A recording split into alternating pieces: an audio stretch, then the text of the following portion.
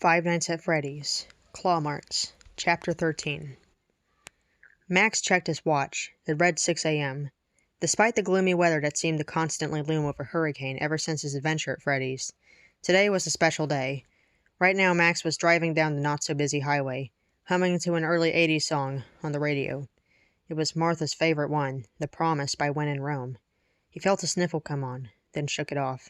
She wouldn't want him to be sad for the rest of his life. Max's phone rang, and he cheered up when he saw the caller. He flipped it open. "Sup, Jeremy?" Max greeted. "Hey, Max. Just wondering how you're doing," his friend said. Max replied, "Fine, really. Although the weather doesn't exactly lighten the mood of this town." Jeremy laughed. "Yeah, I know what you mean. Well, I'm coming home from my new job. Being a security guard is my life, but I must admit, without haunted animatronics and serial killers, it gets kind of boring." They were both quiet for a bit, and then Jeremy asked, "Maybe you can come over and watch movies with me." Max smiled. "Sure thing, Jeremy, but there's a few more things I have to do first." Jeremy answered, "I heard. Are you ready for it, though?" Max chuckled. "Ready as I'll ever be. See you later." After hanging up, he pulled up to where Fredbear's family diner used to be. The partially collapsed building was getting bulldozed soon, so Max paid it one last visit. He got out and ran one hand slowly over the sign. "I miss the good old days," he said. "But now I suppose it's time to move forward and open a new chapter, huh?" A big clap of thunder echoed across the sky, like somebody up there agreed with him. Soon Max got back on the road and parked in front of Lily Mae's home for children. Just before he walked inside, he felt a pang of fear. He quickly glanced all around him, but William Afton wasn't there. And as long as he stayed out of hurricane, things would be okay, at least for a little while. Max entered the orphanage, where Mrs. Lily Mae was sitting at the front desk. Lily put down the paperwork she had been sorting and smiled. "Good morning, Max. You're just in time. All your information's been saved to our records, and everything checks out." She rose from her seat and walked over to him. "I heard you got a new job down at another pizza place," she said. Max laughed a bit. "Yeah," he admitted, "except there aren't any animatronics in this one." Lily sighed. "I just wish innocent people didn't have to die in such a seemingly friendly place. If only things turned out differently." Max agreed. There were just some things that could never be changed. "I don't think it will ever be the same should it reopen," he said. Lily nodded. "I suppose not. All right, if you'll kindly follow me." The woman led him to a large play area full of happy, smiling children chasing one another around. Among them, Nate, Harry, Warren, and Tommy were building a huge block tower that looked like it would topple over at any moment. Max looked at Lily, who nodded and gestured for him to go get his new son. He walked over to Tommy and knelt down. "Hey, Tommy," Max said. "Know why I'm here?" the boy asked. "To adopt me?" The man responded. "That's right. You're coming home with me today."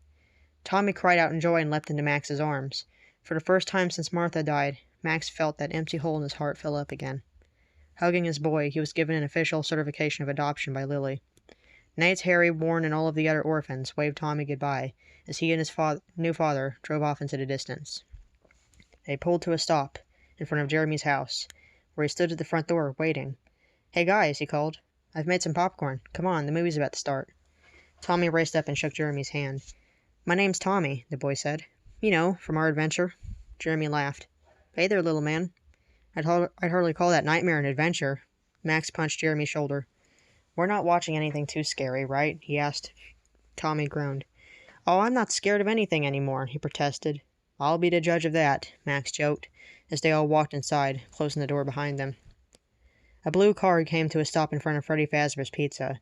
There were a few other cars, but other than that, the whole building seemed lifeless. Eric got out of his Ford and went in. Some sanitation workers were busy scrubbing who knew what off of the checkered floors. A man Eric assumed was the new manager was on stage, examining Freddy Fazbear. The animatronic stood quietly, but upon Eric's approach, its glassy sapphire eyes stared him down with some sort of hatred he couldn't pinpoint. Eric's unease wavered when the manager turned and waved at him. "Yo, Eric, ready for your first day on the job?" he asked. "Well, too late to run for the car now." "Yes, sir," Eric replied. "Where do I start?" The manager led him to the spare parts room. "Well, your job isn't in here. It's underground." Eric raised his eyebrows. "Underground?" he asked. The manager hit a big red button underneath the bench, releasing a hidden passageway built into one of the walls of the pizzeria. "Can you keep a secret?" he asked. Eric nodded, suspicious yet curious at the same time. They walked down a very narrow staircase that was illuminated by flickering light bulbs, which soon led into a giant room directly under the restaurant. There were big scrap piles here and there, some of which were 10 feet high. The manager picked up a shovel that was leaning on one of the piles and handed it to Eric. "All you have to do is put all the leftover parts into these piles," he said. "Sound easy?" Before Eric could reply, the manager turned and walked up the stairs. He stopped halfway and hollered, "One more thing you need to know. Some of our more recent trash diggers have gone missing.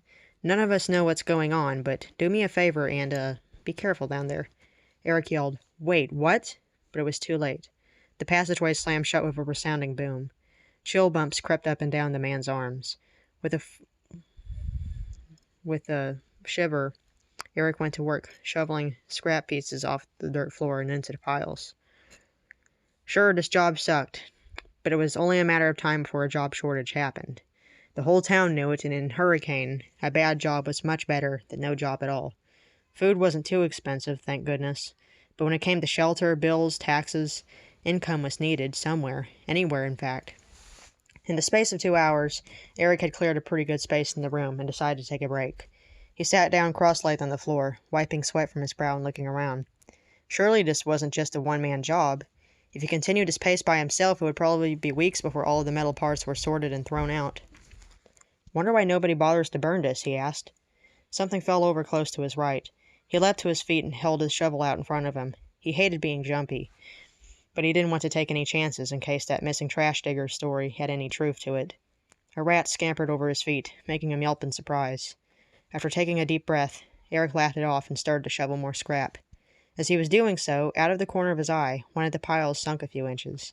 He turned in its direction, but there was nothing there except a few more rats scurrying away. Eric shook his head and resumed his work. A loud thud made him drop the shovel. That was no rat. "Hello?" he called, feeling quite frightened now. No response. The thudding noise came closer and closer. Eric lifted the shovel, confused. Something was definitely here, no doubt about it, but he couldn't see it. The thuds got faster, then stopped. Something poked his shoulder. He whirled around. Nothing was there. "What the hell?" he asked, hearing his heartbeat hammering in his eardrums. A loud shriek from behind scared the ever-loving daylights out of the man as he was tackled to the ground. A pair of strong jaws with razor-sharp teeth in them closed round his neck before he had time to defend it. However, they didn't crush him, just held him pinned to the floor. Eric had no idea what horrid creature was attacking him, but nonetheless awaited a gruesome death. However, the jaws released him, and the thing patted his clothes as if searching for something. "Nothing," said a female robotic tone. "Just like the rest of them." Eric stammered, "Who are you?" He was rolled onto his back, to see a strange-looking animatronic towering over him. "Your worst nightmare," she said. "You're going to show me the corridor that leads out of this place, or else I'll rupture every major organ in your body." Terrified more than ever, Eric tried again. "I mean, who are you really?" The animatronic leaned forward, the dim light revealing glows of glimmering teeth. "Name's Vicky," she growled, her gray foxtail wavering back and forth. The end.